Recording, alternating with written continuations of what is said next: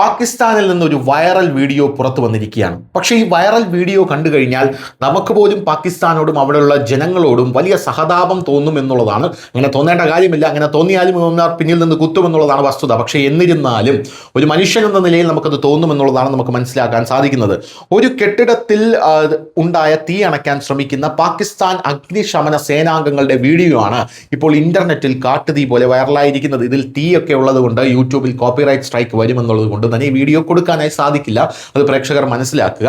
എന്തായാലും വലിയ രോഷത്തിനും നാണക്കേടിനുമാണ് ഇപ്പോൾ ഈ വീഡിയോ ഇടയാക്കിയിരിക്കുന്നത്. പ്രത്യേകിച്ച് പാകിസ്ഥാനിന്റെ ജനങ്ങൾക്കിടയിൽ, ലോകരാജ്യങ്ങൾക്കിടയിൽ ചിരി പടർത്തുകയാണ് ഈ വീഡിയോ എന്നുള്ളതാണ് കാര്യം.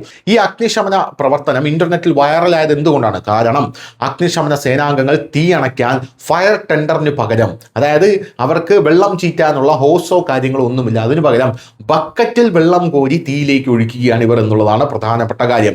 പ്രത്യേക അടിയന്തര സാഹചര്യത്തിൽ തീയിൽ വെള്ളം ഒഴിക്കാൻ ഫയർ ഹോസുകൾ ഇല്ലായിരുന്നു എന്നുള്ളതാണ്. കാരണം അതിനു പോലും പൈസയില്ലാതെ നട്ടം തിരിയുകയാണ് പാകിസ്ഥാൻ എന്നുള്ളത് കൊണ്ടാണ്. പാകിസ്ഥാനിലെ ഒരു ജനവാസ മേഖലയിൽ ഈ സംഭവം നടന്നപ്പോഴാണ് ഒരു കെട്ടിടത്തിൽ തീപിടുത്തമുണ്ടായത്. സമീപത്തെ വീടുകൾക്ക് അപകടമുണ്ടായി. താമസക്കാർ ഉടൻ തന്നെ അഗ്നിശമന സേനയെ വിവരമറിയിച്ചു. എന്നാൽ പിന്നീട് സംഭവിച്ചത് നാട്ടുകാരെ ഞെട്ടിച്ചു. അവർ വീഡിയോ എടുത്തു എന്നുള്ളതാണ് പ്രധാനപ്പെട്ട കാര്യം. എന്തായാലും ആളപായമൊന്നും ഇല്ല എന്ന് നമുക്ക് മനസ്സിലാകുന്നുണ്ട്.